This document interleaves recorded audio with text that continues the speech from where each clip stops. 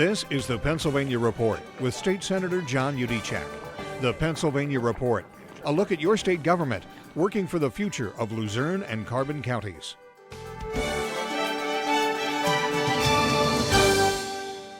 Thanks for joining us. We're talking with Senator Yudichak here at the Dragonfly Cafe, and thanks to Peg Bono for allowing us to come in and invade her space today and talk a little bit about economic development in Hazleton. And with us today are Kevin O'Donnell, who's president of CanDo. We'll find out about that in a minute. And Jim Kelshaw, who's director of economic development and entrepreneurship, which is a title, again, that we'll find out a little bit more about in a couple of minutes. But first, Senator, let's talk about economic development in Hazleton, and specifically the fact that it is now in the two separate top 10 lists in top trade magazines as one of the best places for logistics in the United States. Let's talk about that. We've always had a great location, the intersection of Interstate 80 and 81, and CanDo, and the great work that they've done over the year to build our industrial corridor. The Humboldt Industrial Park alone has 60 businesses, 10,000 employees, 1,000 of those jobs created just since 2013. It's incredible the work they're doing.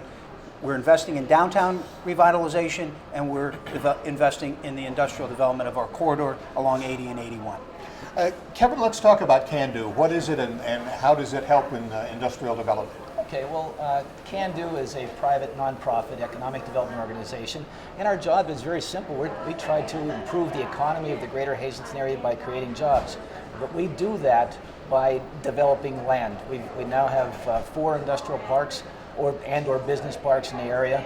And over the years since 1956, when we were created, we've been instrumental in helping to bring about 36,000 jobs to the greater Hazleton area. That's terrific. Jim, if somebody wants to start a business or get a business expanded in Hazleton, you're the person that they come to, is that right? Absolutely, absolutely. With CanDo, we have separate operations or segments within our organization. One of them is CanB, which we also run. That comes under the entrepreneurship title. Besides attracting businesses into the area, we also feel that it's very necessary to provide the resources so somebody can start from within. We do that through CanB and our Hazleton Business Innovation Center. We also provide them with access to capital by being a certified economic development organization for the state, as well as other revolving loan programs that can be used to help on their own or to augment bank financing. Kevin, how are we doing in attracting new businesses to Hazleton? Well, I think we're doing very well. As I just mentioned, a number of jobs and everything else, but lately we've been seeing a lot of activity, both distribution, as the Senator mentioned before, and others. We're actually targeting food processing because we think it's right for the community, and we've been successful in it with Hershey Foods and Archer Daniels, Midland, Cargill, many others that have been out in the park. They're good jobs. They're good family-sustaining jobs, so we're going after that. But our location can't be beat. I mean, the intersection of 80 and 81, it's superb, and so all we have to do is be ready, and then we can attract those distribution companies as well. And that was something I was going to ask Jim. Is there a lot of trucking involvement around here? A lot of trucking companies that have warehouse space, that sort of thing? Absolutely. I mean, we house over 60 industries right now in the Humboldt Industrial Park. Traffic count is very significant, and that's something that we're actually working with to try and create other outlets for the vehicles so we can make easy transportation coming in and out of the park and further expand. Senator, what's driving the expansion of business here in this area? What's getting people interested in coming to Hazleton? Well, when you talk about being a national logistical center and being recognized nationally, 2 national magazines, trade magazines, saying Hazleton is the place to do business. If you're going to be the place to do business in logistics, you got to invest in infrastructure. And I was proud to support Act 89. That's going to pump about $3 billion into infrastructure statewide. Very important projects like the extension of Route 424 into the Humboldt Industrial Park, the redesign of Route 924 and the intersection of 81.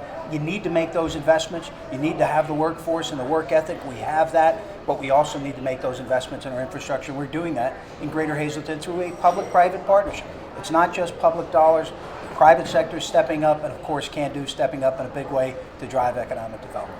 Let's find out about the future. Kevin and Jim will ask you each to go through and say, what do you see in the immediate future for Hazleton as far as expansion?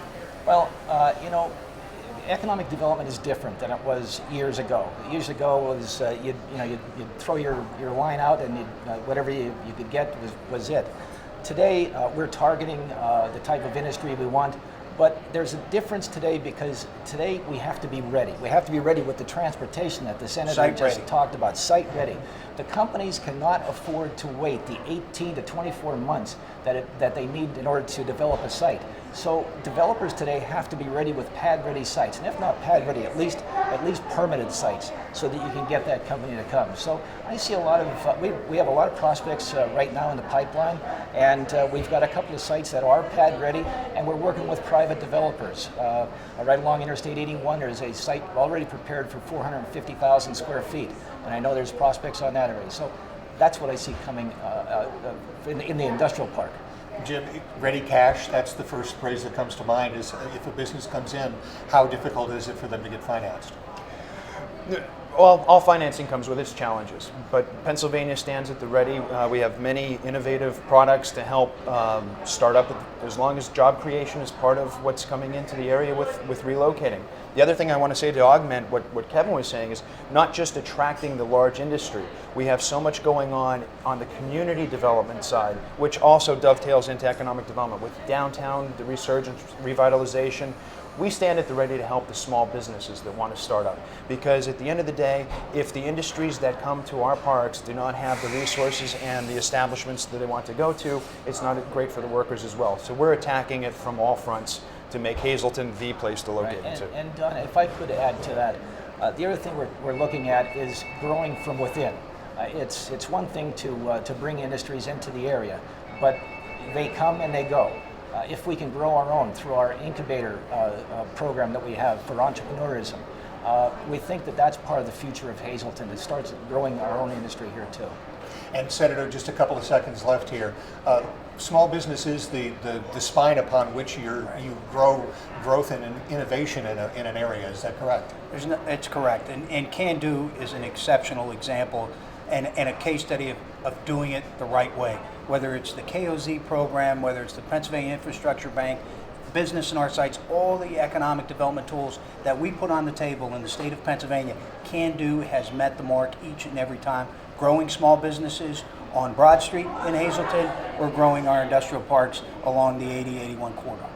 So I would say that very quickly, all of you are very bullish on Hazleton and are very optimistic that it's going to continue to grow. Absolutely. There's no question about it in my mind. Oh, okay.